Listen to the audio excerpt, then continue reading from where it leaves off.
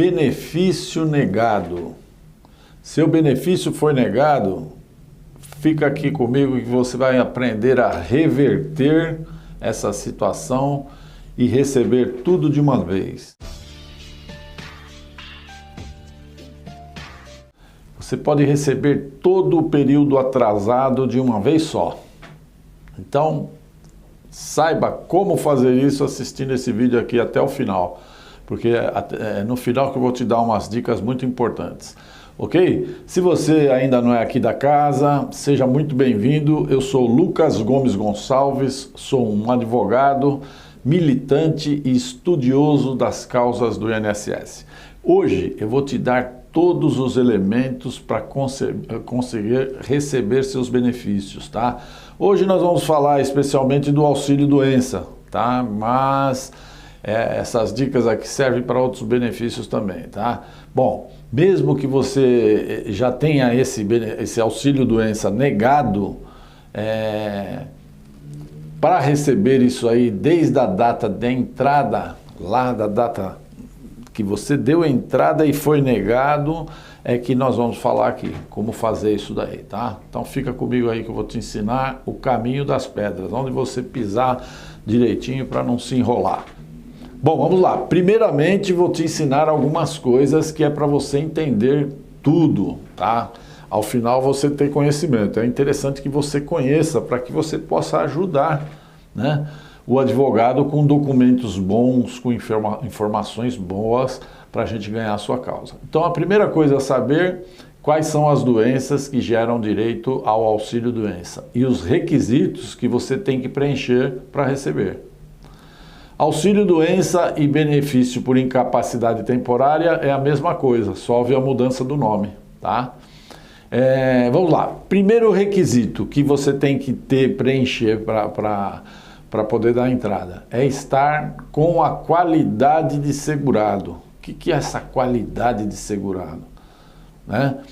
Qualidade de segurado é o termo, é o nome usado para todos aquelas pessoas que contribuem para o INSS e que, estando contribuindo, têm direito à cobertura previdenciária. Quando houver perda da qualidade de segurado, não há mais direito ao benefício. Nesse ponto, presta atenção, o INSS é comparado com uma grande seguradora ou um grande plano de saúde. Então eu te pergunto, se você não pagar o seguro do seu carro e ele for roubado, você vai receber? Se você não pagou o plano de saúde, você vai poder usar em consulta, internação, sem ter pago? Né? Logicamente que não, né? Então, para ter a qualidade de segurado, você tem que estar recolhendo regularmente para o INSS.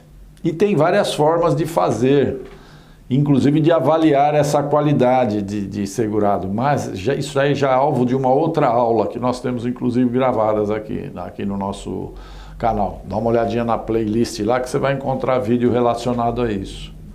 Bom, agora vamos então para o segundo requisito, ok? Que é o quê? O período de carência de 12 contribuições mensais.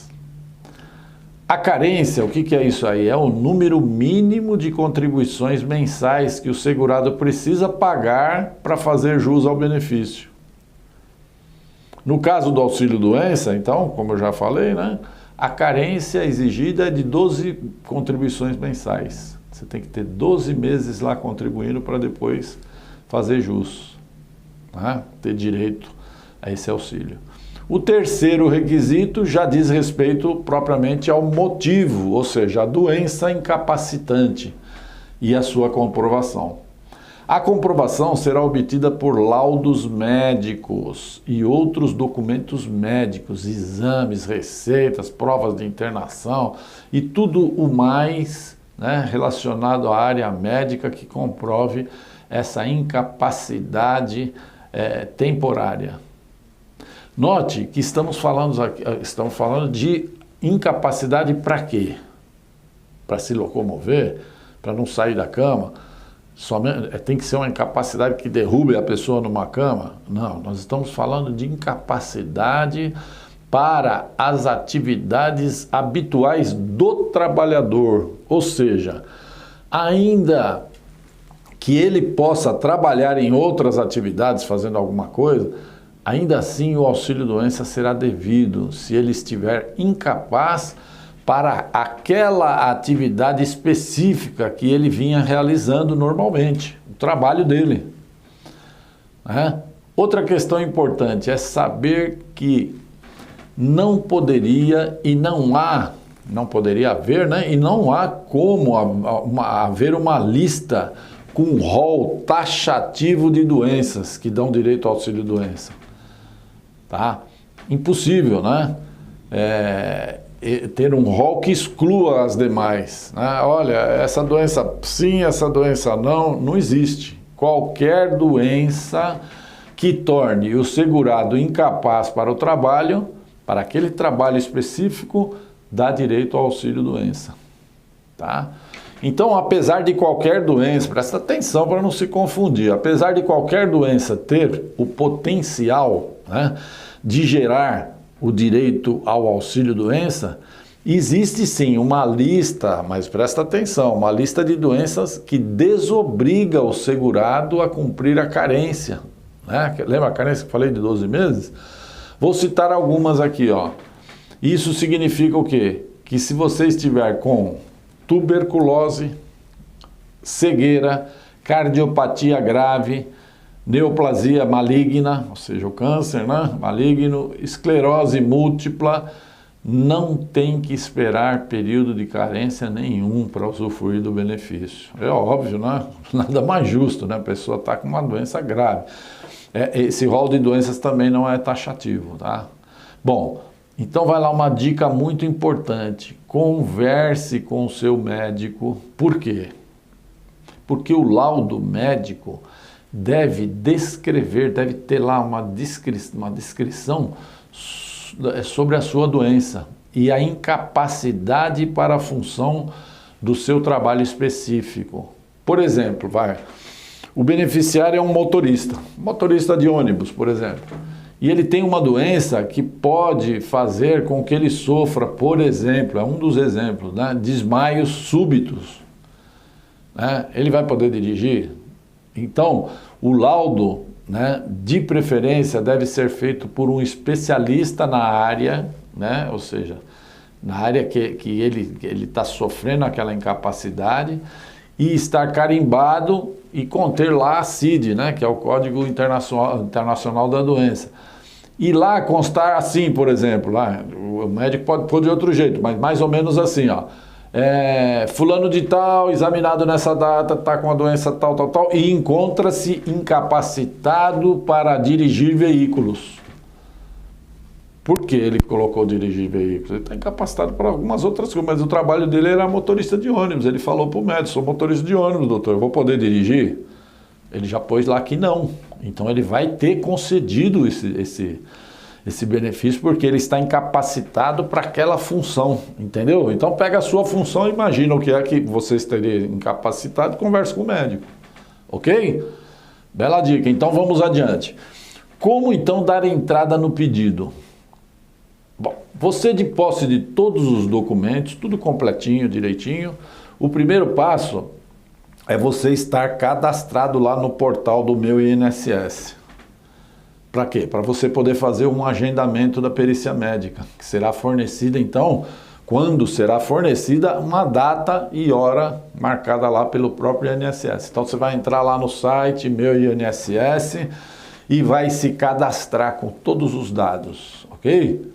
Bom, doutor, fiz tudo certinho, tudo bonitinho, juntei todos os documentos e o INSS negou meu benefício, tá?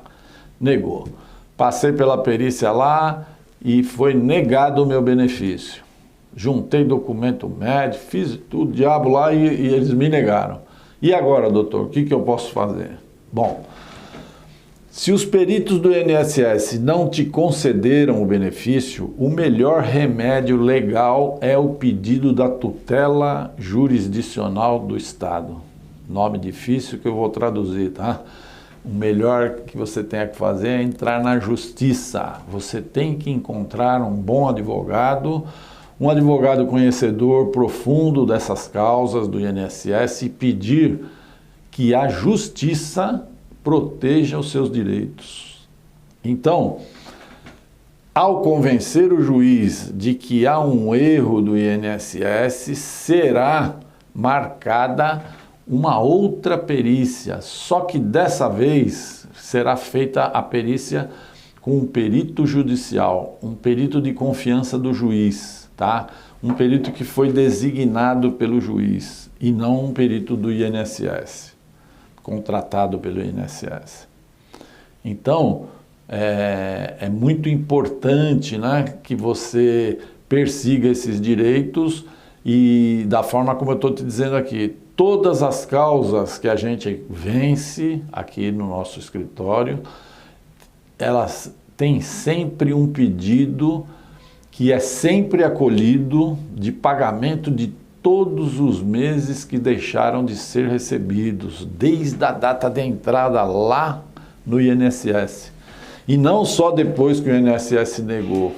Ou seja, nós receberemos todos os atrasados e tudo de uma vez só, tá? O juiz no final ele manda implantar, primeiro ele manda implantar o teu benefício, você já começa a receber por mês. Passado alguns 2, 3 meses, vem todos os atrasados de uma vez só, uma bolada de uma vez. Você vai receber tudo que tem direito, porque o INSS errou. Ah, e sempre o INSS erra, doutor? Óbvio que nem é sempre, mas a grande esmagadora maioria das vezes, tá? Porque existe uma série de problemas no INSS lá que quem já passou por lá sabe, que o exame é muito superficial, tá? E muita gente dá entrada com documentos errados, documentos que não comprovam. Então o perito chega lá, ele não tem bola de cristal e o documento é ruim, documento que eu digo documento médico, o laudo ruim, o laudo não contém, por exemplo, aquilo que eu acabei de falar lá, olha, é específico, olha, ele não pode dirigir. Então o que acontece? É negado, aí na justiça nós vamos conseguir, tá? Então, só para você entender, te digo que existe uma diferença enorme entre o auxílio-doença e a aposentadoria permanente, né, por doença, que era chamada de aposentadoria por invalidez. E essa diferença, só para você, isso daqui eu estou dizendo para você entender o que é uma coisa e outra, tá? Essa diferença está onde? Consiste no quê? Na natureza da incapacidade.